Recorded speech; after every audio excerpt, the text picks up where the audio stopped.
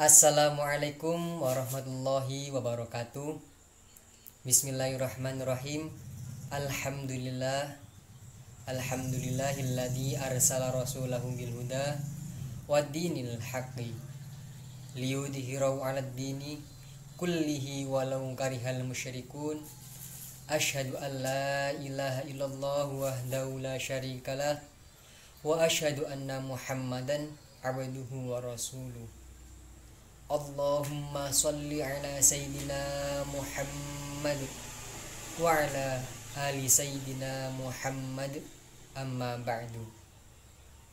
Yang terhormat Bapak Agus Wahyudi SHIMH selaku dosen pengampu mata kuliah Pancasila, teman-temanku, sahabat-sahabatku, saudara-saudaraku yang dirahmati oleh Allah. Pertama, marilah kita panjatkan puja dan puji syukur kehadirat Allah Subhanahu wa taala atas limpahan rahmat, taufik, hidayah serta inahnya kepada kita semua, sehingga kita bisa bermuajahah, bermujalasah, berkumpul di sini, mendengarkan materi, belajar bersama dalam keadaan asihah wal afiyah. Sholawat ma'assalam semoga tetap tercurah limpahkan kepada junjungan alam, yakni Baginda Agung Muhammad Sallallahu Alaihi Wasallam, yang telah menuntun kita dari zaman kegelapan menuju zaman yang terang benderang, yakni ad-dinul Islam wal iman. Baik, pada pertemuan kali ini izinkanlah kami untuk mempresentasikan atau menjelaskan sedikit paparan materi tentang kepancasilaan.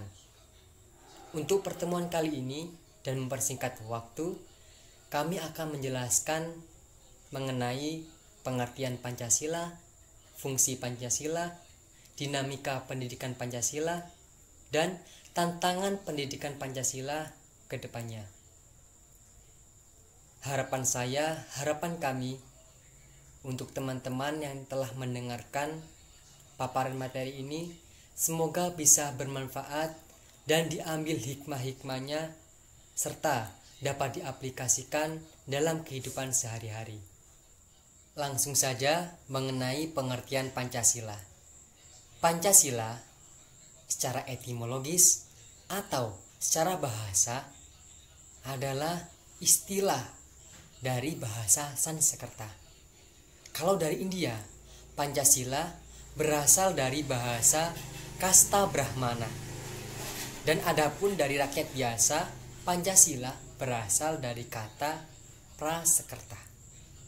Menurut Muhammad Yamin, dari bahasa Sanskerta, Pancasila mempunyai dua arti yang leksikal.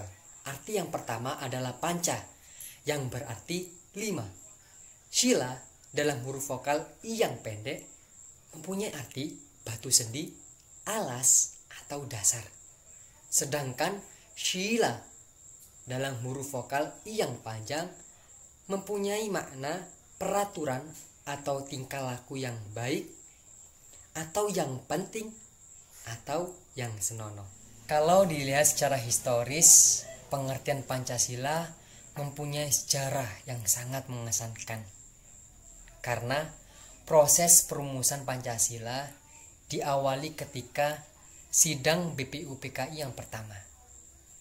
Dr. Rajiman Widyoningrat mengajukan suatu masalah, khususnya yang akan dibahas pada sidang tersebut. Masalah tersebut adalah tentang suatu calon rumusan dasar negara Indonesia yang akan dibentuk. Kemudian tampillah pada sidang tersebut 3 orang pembicara, yaitu Muhammad Yamin, Supomo, dan Soekarno. Kalau dilihat dari pendapat orang lain atau pendapat para pahlawan yang ada di Indonesia, menurut Notonegoro, Pancasila merupakan dasar falsafah dan ideologi negara yang diharapkan menjadi pandangan hidup bangsa Indonesia sebagai pemersatu, lambang persatuan dan kesatuan, serta sebagai pertahanan bangsa dan negara Indonesia. Kalau menurut Insinyur Soekarno, Pancasila adalah isi jiwa bangsa yang turun-temurun, yang sekian abad lamanya terpendam bisu oleh kebudayaan Barat. Dengan demikian, Pancasila tidak saja falsafah negara, tapi lebih luas lagi, yakni falsafah bangsa Indonesia. Lanjut, mengenai fungsi dari pendidikan Pancasila. Kelima butir Pancasila yakni 1. Ketuhanan yang Maha Esa. 2. Kemanusiaan yang adil dan beradab. 3. Persatuan Indonesia. 4. Kerakyatan yang dipimpin oleh hikmah, kebijaksanaan dalam permusyawaratan perwakilan. 5. Keadilan sosial bagi seluruh rakyat Indonesia, yang tercantum dalam alinea keempat dalam Undang-Undang Dasar Negara Republik Indonesia tahun 1945, sebagaimana yang telah diketahui oleh hampir semua warga negara Indonesia bahwa fungsi pokok dari Pancasila adalah sebagai dasar negara. Meskipun sebenarnya masih banyak fungsi-fungsi dasar Pancasila yang lebih penting dan bernilai sakral yang belum diketahui oleh warga Indonesia. Nah, di pertemuan kali ini saya akan merinci satu demi satu apa saja sih fungsi dasar atau fungsi pendidikan Pancasila yang akan diimplementasikan dalam dunia pendidikan dan tentunya untuk masyarakat Indonesia. Nah, masuk ke fungsi-fungsi dasar Pancasila. Oke, kita akan mengupas satu demi satu. Berikut adalah penjelasan mengenai fungsi-fungsi Pancasila. Yang pertama, Pancasila adalah sebagai pedoman hidup. Oke, di sini Pancasila berperan sebagai dasar dari setiap pandangan di Indonesia.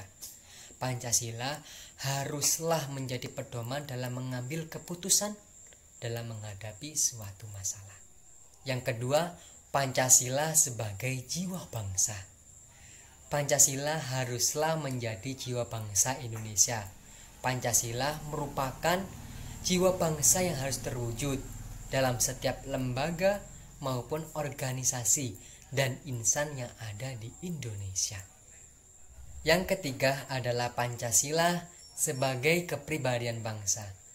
Kepribadian bangsa Indonesia sangatlah penting dan juga sebagai identitas bangsa Indonesia. Oleh karena itu, Pancasila harus diam dalam diri tiap pribadi masing-masing seseorang, agar bisa membuat Pancasila sebagai kepribadian suatu bangsa.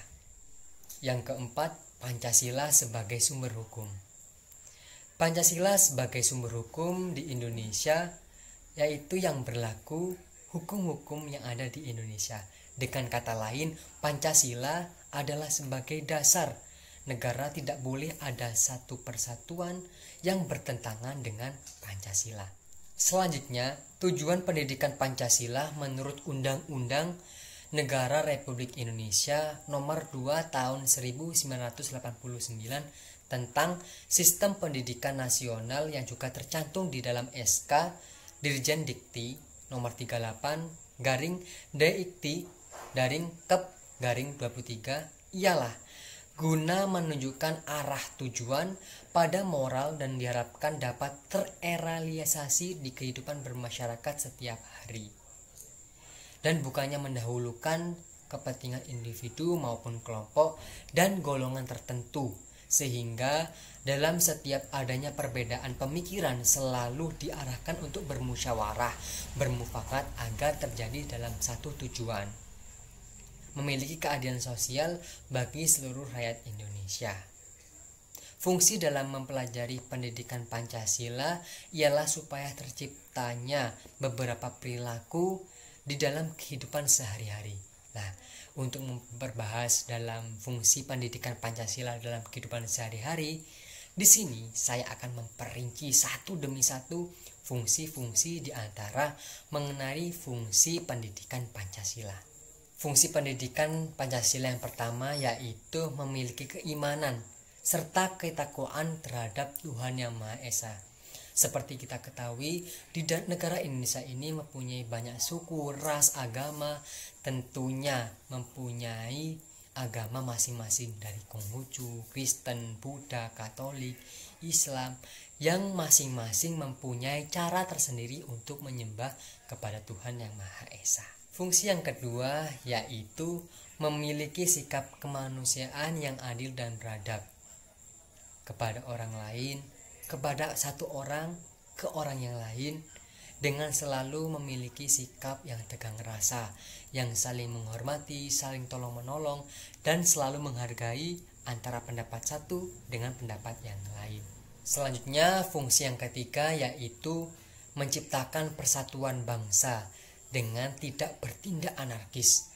Karena ketika kita bertindak anarkis, tentunya menjadi penyebab hancurnya Bhinneka Tunggal Ika.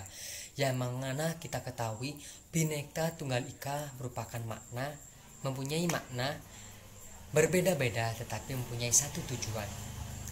Di tengah masyarakat yang memiliki keberagaman kebudayaan, mulai dari ras, suku, dan agama. Tentunya kita bisa atau mewujudkan dari berbagai macam kebudayaan, kita bisa memperaratkan dan mempersatukan dari antar budaya yang mempunyai perbedaan masing-masing. Yang keempat adalah menciptakan sikap kerakyatan yang mendahulukan kepentingan umum dan selalu bermusyawarah daripada mendahulukan kepentingan pribadi untuk mencapai keadaan yang mufakat. Dan yang kelima, yang terakhir yakni memberikan dukungan sebagai cara menciptakan keadilan yang berkeadilan sosial dalam bermasyarakat, saling mendukung antara satu dengan yang lain. Itu merupakan fungsi pendidikan Pancasila. Lah, dengan adanya pendidikan Pancasila tentunya menjadi sebuah sarana dalam usaha untuk mengerti, memahami, mengetahui, serta mendalami makna Pancasila sebagai kepribadian bangsa Indonesia, dan juga kalau bisa mengamalkan Pancasila dalam kehidupan sehari-hari dalam bermasyarakat sesuai dengan cita-cita serta tujuan nasional seperti yang tertera dalam Undang-Undang Dasar Negara Republik Indonesia. Untuk poin selanjutnya teman-teman, yakni tentang dinamika pendidikan Pancasila. Seperti kita ketahui, upaya pembudayaan atau pewarisan nilai-nilai Pancasila tersebut telah secara konsisten dilakukan sejak awal kemerdekaan sampai dengan sekarang. Pada masa kemerdekaan, nilai-nilai Pancasila dilakukan dalam bentuk pidato-pidato dalam tokoh kebangsaan, terus dalam rapat-rapat yang disiarkan dalam radio, televisi, surat-surat kabar, dan lain sebagainya. Pada tanggal 1 Juli tahun 1947 diterbitkan sebuah buku yang berisi pidato Bung Karno tentang lahirnya Pancasila. Buku tersebut diterbitkan dengan maksud membentuk manusia Indonesia yang baru, yang patriotik melalui pendidikan. Nah, pada tahun 1961 terbit pula buku yang berjudul Penetapan 7 Bahan-bahan Pokok Indoktrinasi. Buku tersebut ditunjukkan kepada masyarakat umum dan aparatur negara. Lah, dalam membudayakan pendidikan Pancasila, tentunya kepada generasi penerus bangsa, penguat keberadaan mata kuliah Pancasila di perguruan tinggi negeri maupun sekolah, baik itu tingkat SD, SMP, SMA, perguruan tinggi, ditegaskan dalam pasal 35, pasal 2 Undang-Undang Republik Indonesia nomor 12 tahun 2012. Pasal 2 menyebutkan bahwa pendidikan tinggi berdasarkan Undang-Undang Dasar Negara Republik Indonesia tahun 1945, Negara Kesatuan Republik Indonesia dan Bhinneka Tunggal Ika. Dan pada pasal 35 ayat 3 menentukan bahwa kurikulum pendidikan tinggi wajib memuat mata kuliah agama, Pancasila, kewarganegaraan, dan bahasa Indonesia. Baik, Selanjutnya teman-teman, tak terasa sudah sampai di slide terakhir atau penjelasan poin terakhir, yakni tentang tantangan pendidikan Pancasila untuk kedepannya. Menurut saya tantangan Pancasila untuk kedepannya yaitu membentuk suatu format atau bentuk agar mata kuliah pendidikan kepancasilaan atau pendidikan kewarganegaraan itu dapat diselenggarakan di berbagai perguruan tinggi, baik itu swasta maupun negeri. Nah, digunakan secara efektif. Tantangan ini berasal dari perguruan tinggi, misalnya faktor ketersediaan sumber daya. Adapun tantangan yang bersifat eksternal untuk memahami dinamika dan tantangan Pancasila pada era 4.0, yaitu pada era globalisasi atau zaman yang semakin teknologi yang berkembang secara pesat seperti ini. Hal yang paling penting di dalam masa kini atau di dalam era globalisasi seperti ini, 4.0 ini, banyaknya generasi yang kurang memberi perhatian khusus terhadap penilaian-penilaian tentang kepancasilaan, kewarganegaraan, terhadap mata kuliah yang berbasis tentang kepancasilaan tersebut. Dapat dilihat jelas dari berbagai aspek. Jika suatu pendidikan tanpa amalan dan tanpa imbal kasih tentang mata kuliah tersebut akan mudah luntur dibandingkan dengan amalan yang bagus yang di dalamnya mengandung unsur 5 sila kepancasilaan.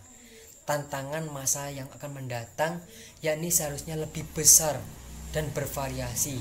Banyaknya tabrakan ideologi yang menjadi dasar lemahnya pendidikan Pancasila. Bagi masyarakat Indonesia khususnya, pendidikan Pancasila merupakan suatu pendidikan yang wajib yang diterapkan sejak dini, karena pendidikan tersebut berpengaruh terhadap kepribadian jiwa suatu karakter seseorang di negara Indonesia. Nah, dapat kita simpulkan dari awal penjelasan hingga akhir ini bahwa Pancasila itu terdiri dari 2 arti yang punya makna yang leksikal. Yang pertama adalah panca yang berarti 5, sila dalam huruf vokal I yang pendek yang punya arti batu sendi, alas atau dasar, sila dengan huruf vokal I yang panjang yang punya arti peraturan atau tingkah laku yang penting, yang baik dan yang mempunyai tingkah laku yang senonoh. Nah, kita sebagai bangsa Indonesia yang memiliki ideologi Pancasila harus mempunyai atau memiliki pemahaman yang sangat dalam mempelajari ilmu tentang kepancasilaan. Seperti kata Insinyur Soekarno, Pancasila adalah jiwa bangsa Indonesia. Karena dari kata tersebut, maka dari itu Pancasila sebagai pandangan hidup suatu bangsa atau dasar negara Republik Indonesia. Saat ini terdapat gejala atau kecenderungan bahwa masyarakat Indonesia kurang memandang lagi Pancasila sebagai sesuatu yang signifikan, menjadikan Indonesia tetap eksis sebagai bangsa dan sebagai negara yang cukup dikenal dalam lingkup pergaulan internasional. Pancasila sebagai filsafat hidup dijadikan sebagai dasar negara, sebagai filsafat negara, dan sebagai ideologi negara, sebagaimana dirumuskan dan disahkan oleh PPKI sebagai The Founding Fathers negara Indonesia. Ini sebagai negara yang didirikan berdasarkan filsafat Pancasila, maka dalam makna nilai dari sistem filsafat Pancasila menjadikan Pancasila sebagai ideologi bangsa seharusnya secara jelas tercermin dalam konstitusi negara dan bersifat manunggal dan fungsional dalam integritas kebangsaan maupun kenegaraan. Terakhir kali pesan dari saya, ingatlah sebagai warga Indonesia sudah sepatutnya bertanggung jawab kita bersama untuk mengkaji dan mengembangkan Pancasila dalam berkehidupan dan bermasyarakat, karena Pancasila merupakan dasar negara dan sebagai pedoman hidup dalam tata berlakukan. Demikian presentasi atau penjelasan mengenai pengertian, fungsi, tantangan, dinamika pendidikan Pancasila. Semoga bermanfaat bagi kita semua dan bisa memberikan suatu ilmu atau suatu kajian yang bisa kita ambil hikmah-hikmahnya. Apabila ada perkataan yang salah atau ada kata-kata yang salah dalam ucapan saya dalam suatu menjelaskan, mohon maaf yang sebesar-besarnya, karena kesempurnaan hanyalah milik Allah. Semoga apa yang kita dapatkan pada hari ini bisa kita terapkan dalam kehidupan sehari-hari.